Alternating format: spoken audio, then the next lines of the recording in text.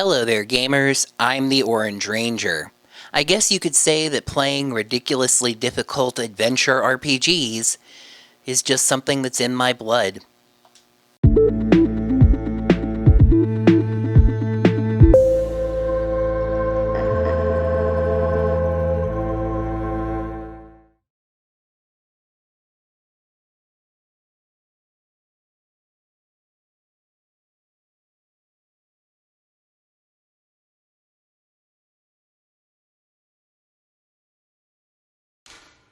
Welcome one and all to Bloodborne. Bloodborne is rated mature 17 plus by the ESRB for blood and gore and violence. This Let's Play is directed at an adult audience and will feature adult language and discussion of the subject material. Viewer discretion is advised. Bloodborne is, as I said, an action RPG famed for being incredibly difficult, created by From Software, who make the also very difficult Dark Souls games. And this is an offshoot of those games. I don't remember the entire story, but it's something to do with a dispute with, I think, Microsoft about rights issues and etc. Leading From to make a game specifically exclusively for Sony and the PlayStation 4, and that being this game, Bloodborne. It is a Gothic horror type of a game with some monstrosities and semi-bloody. It's not, it's not too queasy-inducing or anything like that. I will say, as the disclaimer at the start of this and every episode will say, is a game rated M by the ESRB, as it shows some cutscenes and stuff to entertain you. This is a game rated M by the ESRB, so I am going to be making the assumption that nobody under the age of 18 is going to be watching this. It's a little different than Mighty Morphin Power Rangers and Zelda Link to the Past, where I said, it says this is not for kids, I'm making this for adult fans. This is a game that is supposed to be intended for adults. I can't stop children from watching this, but I would really prefer if you didn't, because those are the rules of the situation. This is rated M, and as such, I'm going to be directing this to a little bit more adult of an audience, which means, for one thing, I am going to turn off my language filter. I've been kind of keeping myself from cussing during Power Rangers and Link to the Past. I'm not going to be doing that this time, and the difficulty of this game means that there's going to be a lot of that. So there you go. And just the themes and imagery of this game really aren't intended for a young audience anyway. This is where I kind of really step out kind of from Power Rangers and put my foot down here on this channel, where I'm like, this is a Let's Play channel. It's not intended for kids. It's not about Power Rangers. It's about games that I love, as they drag away a sickly dog carcass. And this is one of them. And I want you to see why I do enjoy it, but you should probably be an adult for that. Alright, so we're going to go ahead, cut out of the cutscene there, and jump in here. The very first choice you are given in this game is whether to play online or offline. To play this game online, you do need PlayStation Plus, and I do not have that. So I'm going to be playing offline. That does mean you're not going to see some of the functionality of this game, but that's how it goes, and there are other channels that you can watch videos for, and I'm not going to be like, no, only watch my Let's Play. You're not going to get the entire experience, so feel free to watch others as well. Just make sure you watch mine. Okay, so we're playing offline, and we're going to create a new game. Oh, yeah. No, my blood is red, I think, or blue. Well, that's good. Come to the right place. Yarnum is the home. Is that like Blood Church? Dude, I don't even know where I am. But there's an outsider. How about the beginning? Easy. I like my blood, thanks. First, your beard and hair is really pointy, and I don't sign contracts without reading them first. Okay, this is character creation. I am going to kind of breeze through this a little bit because it's a little bit boring. You know, nobody watches Let's Plays like this for the character creation. Some people do, you know, specifically like the first episode is based on character creation, but I've thought about this already going through, so I have some choices in mind. For example, the name of this character that is going to take on the darkness and all that stuff is going to be Orpington McFaz of the Boston McFazes. Gender, believe it or not, is going to be female. Gender has no bearing on ability. I tend to play female characters when I'm given the choice. Girl power, it's a lot of games have male protagonists, so, you know, having a female one can be refreshing, and it's just something interesting to look at. Age is going to be mature because it's not, you know, there's an aged, so mature is like middle, about my age. The origins, they determine how you want your build to start off. You see the numbers for vitality, endurance, strength, how many blood echoes and everything change. One number that stays the same is the level. You always start at level 10 unless you want to make it more difficult for yourself and declare yourself a waste of skin. Nothing talentless shouldn't have ever been born. You start at level 4 with only 10 blood echoes instead of hundreds like in the other ones, and like that. I am not good enough at the game to say that I should start with that background. The background I like is professional. Born specialist, fit for sleuthing or academia. Level 10, 240 blood echoes, vitality 9, endurance 12, strength 9, skill 15, blood tinge 7, and arcane 8. We'll pick that. Alright, we've already done age, voice. Build is going to be burly upper body.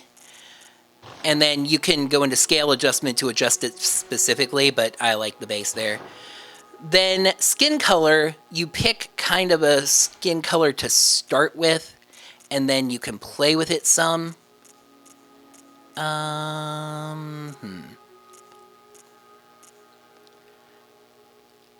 want to take this one and see if I can make it more orange. Which there's a setting for there. Hitting R1 and L1 changes the entries by 10. Go a little lighter. Maybe, is there some yellow? But yellow is basically jacked up. Maybe a little more, let me see. Green or a little more red. Ooh, I think about there.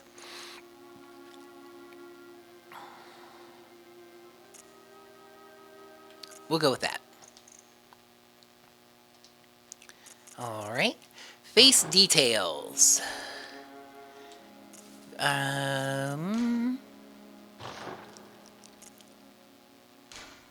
Okay, we can do the makeup here. Makeup, we're setting the lipstick all the way into the blues. Okay.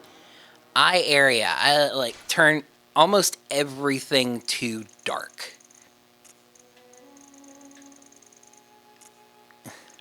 I just love that look around the eyelid color, more towards red, that's fine.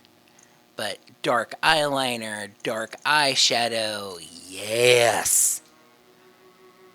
Lipstick we already did. Hair, facial hair. Hair color. Green as it goes. And then you hit OK to lock that one in. I like this hairstyle. Hair color, we already chose that. Brow, you can choose the type of brows. I like those just fine.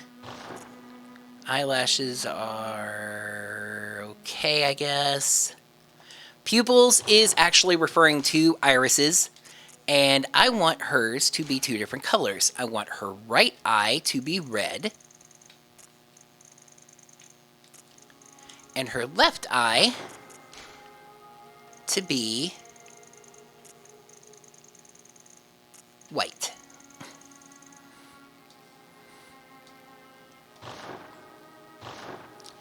tattoo or mark, I'm going to give her this vampire bite, and you are able to move it so it's visible. So we're gonna put it right there. Vampire bit her on the face, and well, this was the result. So make of that what you will.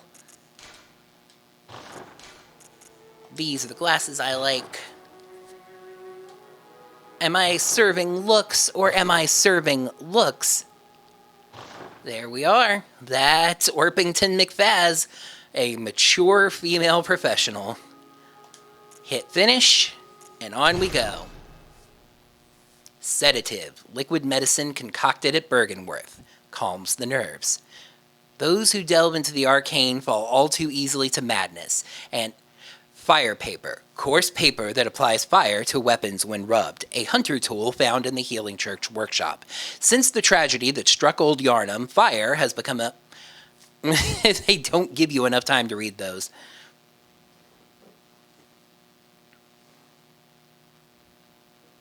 Good. All signed and How did I sign it if I'm still laying down? Now, let's begin the transfusion. I don't remember agreeing to a transfusion. Oh, don't you worry. I am going to worry. Whatever happens, you may think it all a mere bad dream. I can think about it whatever I want, but that doesn't mean it'll be true. And why is the room spinning? And oh, look at the pretty colors.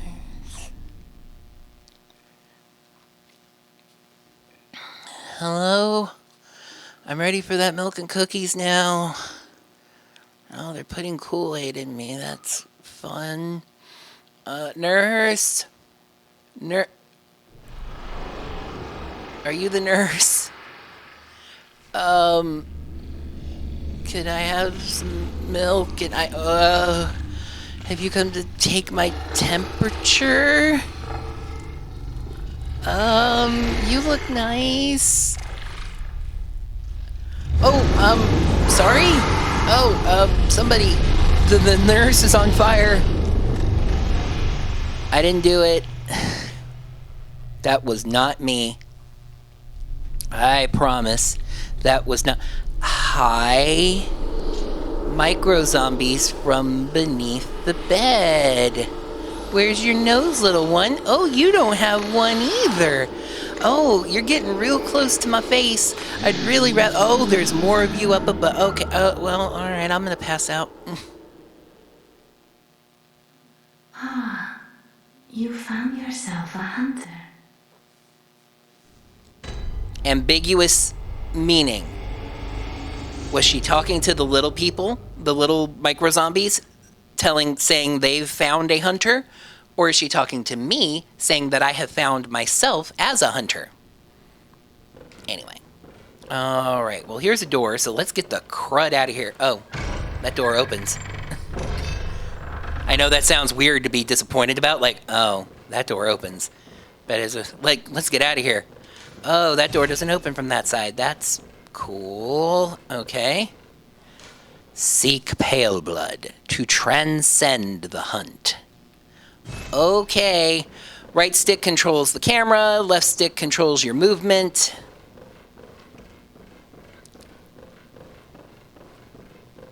I've done like practice playthroughs and stuff on this, so I'm kind of familiar, but I should help tutorialize you all if you're experiencing this game for the first time. R1 button attacks with whatever you have in your right hand, which of course right now is nothing, just doing karate chops. R3 locks on. Okay. I want you all to remember this room. This room where attack is down there. Lock on is up here. Nothing else in this room, right? Just keep that in mind. Okay, so we're gonna walk in here and... Oh, look, it's the nurse! Let's see if we can... excuse me.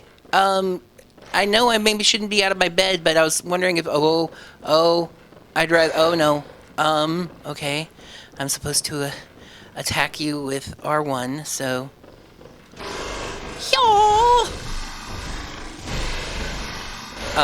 The green bar on the upper left is stamina. That determines how many times you can attack. If it gets low, you probably want to back off. Oh, that hurt. Oh. Oh, but hey, I got... My bar went orange. Ow. Ow. Oh. Oh, and I died. Oh, no. Oh, I'm dead. Okay, well, thank you so much for watching. No, I'm kidding. I'm kidding. This is more or less a supposed to lose fight. I say that because my good friend Brill, formerly TNS Tank on Twitch, now I am Brill, twitch.tv/IMBRYLL, is streaming this game at the same time, and when he did his first stream, he actually defeated that wolf. And it doesn't really make a difference. You just go until you die, and then you end up here. And based on the way the game is structured, you will die eventually and pretty quickly. So I'm sure there are runs where it's like, oh, I went all the way through here without, you know, dying the first time. Nice moon. Nice little Gothic mansion here. Okay, so tombstone with the micro zombies on it. A little platform with an abandoned doll. More micro zombies on the stairs holding weapons. Got one in the sink down here. Trade in blood echoes with messengers to buy and sell items. You're a store. I'll come back to you when I find out what blood echoes are. Alright. Let's walk through these flowers that I didn't always know that you could walk through. There's another sink up here. This bath appears linked to the nightmare, but there are no messengers. And it says buy with insight. Well, maybe somebody in here will... Closed. Okay, well, maybe somebody in here... Alright, Any of these help? A holy chalice is required to conduct a ritual.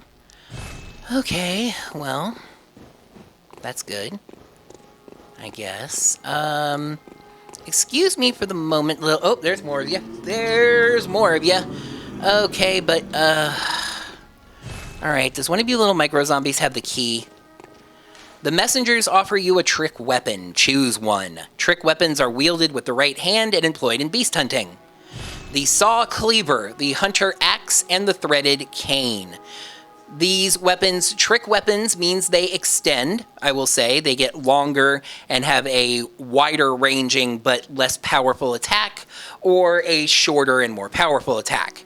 My first run, I used the hunter axe. My second run, I used the saw cleaver. This third time, I'm going to use the hunter axe. The threaded cane does the least damage, and I've never really used it, and I don't need to make this an ultra hard run. When you take items, you have to equip them by hitting options, going to this space here, arms. This is a little counterintuitive. Your right-hand items are the left two squares. Your left-hand items are the right two squares. And it'll tell you, like you hit this, it says right-hand weapon 1. Equip the axe. Suddenly, I want to ask you a question. Hey! Alright, what do you have? I like how that one is doing... I mean, don't ever do that. Don't ever do that, even if you know the safety is on, but just that classic, like, staring down the barrel of it, you know? Anyway, they have guns, as you might imagine. The pistol or the blunderbuss,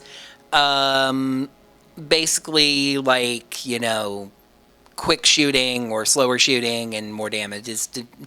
I am taking the pistol. Equip that in the left hand. Now I have a gun. Bang. A notebook received from the messengers, which is what those things are called. Leave messages with these loyal servants to share them with hunters in other worlds. Other worlds means online. We're not playing this online. We don't really care. And the door's still not open. Okay. Again, from, you know, having done some practice runs, the tutorial part of this is a little boring, but we're just going to run through. After taking damage from an enemy, there's a period of time in which attacking the enemy in return will restore a certain amount of your HP. That's what I was talking about with the section of the life bar going from red to orange. And it's a little different from Dark Souls because it encourages you to attack faster and a little more frenetically. If you hit them within a certain few seconds of when they hit you, you can get some of your health back. R1, when next to a staggered enemy, will do a visceral attack. Shooting your firearm will interrupt and stagger an enemy when properly timed to their attack. So you can shoot them, and then which will stagger them, and then do that. Hitting an enemy from behind with a charge attack causes them to stagger. Well, how do you do a charge attack? Oh, strong attack is R2. Hold it to do the charge attack. Strong attack, which uses stamina. And then you see that used even more. L1 transforms your weapon. So now with this long, that's a short attack. That's a strong attack. And the charge attack is whee! There's a little middle path up here. Gestures and personal effects. Hit the left side of the touchpad, and you will see how you can do gestures. These are also tied to motion controls, and you will most often do them accidentally. Yay! Personal effects. Honestly, I really don't know, to be honest, what that is. What do you have to say? The notes held by the messengers contain the written wit and wisdom of hunters from other worlds. When you are playing this online and seeing those other messages, you have to be careful about whether or not you can trust them. Because you will see certain situations where you're going into a boss fight, and you put together messages not by just typing them out, but by selecting certain words. And so, you might see one going into a boss fight where it's like, try fire for great success. And then you might also see one next to a cliff where it looks like there's not anything, and it says, treasure below, try jump. And then you jump off of it and you die because it was trolling you. So, again, you have to, take stock of things, use your instincts, and just see, about all that jazz. There's one. Assist the hunters of other worlds by using the small resonant bell that you don't have because you're playing this offline. Receive assistance from the hunters of other worlds by using the beckoning bell. Cool. Let me tell you how much I don't care. Oh, did we come up around this way? Oh, I said I went up the middle path, right. So now we're going to go up the side path. Hey, look, a door. Hey, look, everything in this place is closed.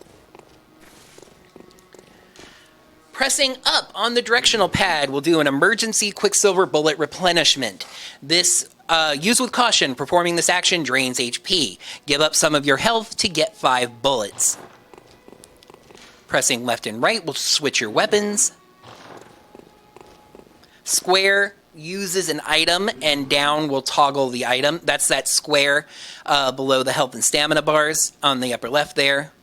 We'll show you what item you have active. L and circle will run. Running will use your stamina. Okay, and that brings you back around to here. The doors are closed. Nobody's talking to you. Bloodborne isn't always very good at telling you what to do next. You do. If you explore around and touch everything that you can, eventually you will come to this conclusion. This tombstone here with the messengers that we spotted.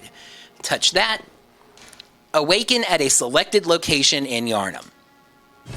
Okay, well, there's only one, so let's wake up there.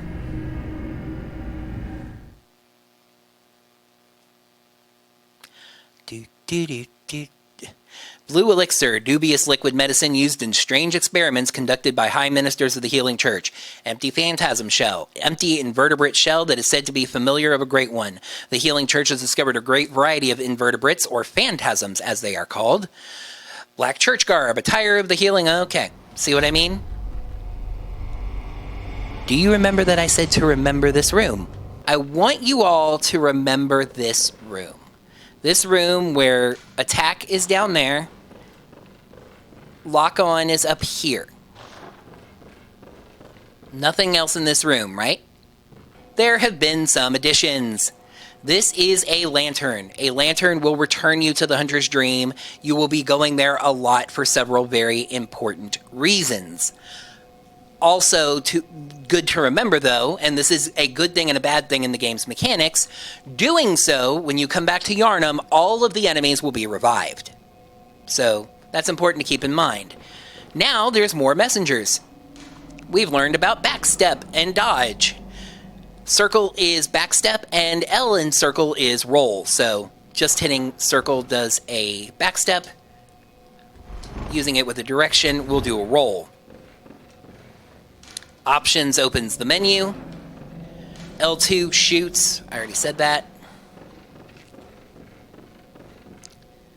This room looks familiar. When locked onto a target, you will quick step instead of rolling. And now you might notice our doggy friend is still here and his eyes are glowing. What I want to try to do, though, is kind of get the sneak on him and see if we can pull off that visceral that it was talking about.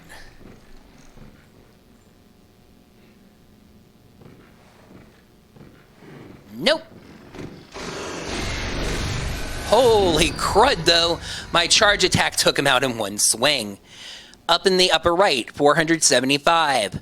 Blood echoes. They are the currency of this game. You get them for killing enemies. You'll find them in various other things. We'll be going over that. Also, Wolfie Friend has a glowing fireball sitting on him. That doesn't mean he's on fire. That means he has an item. 3 blood vials. Wonder what that is. A funny and slightly interesting part of FromSoft games is that once you kill enemies, they don't really disappear. They just kind of become ragdolls. And you can just, I'm just going to put you right up here by the chairs so you can just take a nice little nappy. No. Just take yourself a nice little nappy nap. There you go. Okay. Environments are quite destructible. Not everything, obviously, but, you know, this place kind of messed us up.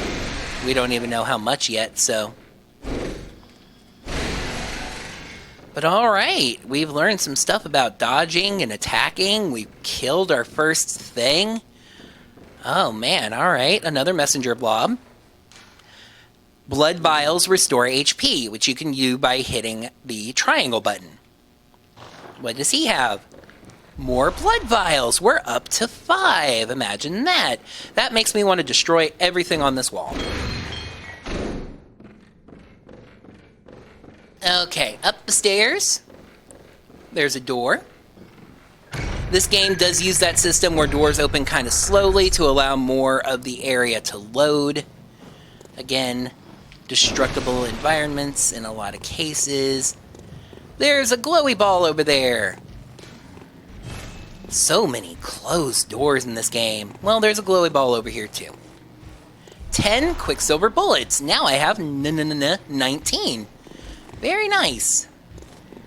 Here's another door, and I will tell you that this is open. However, this episode has run about 30 minutes, and this is the kind of introduction to Bloodborne character creation and going through the basics of the game. So that is where we are going to call this.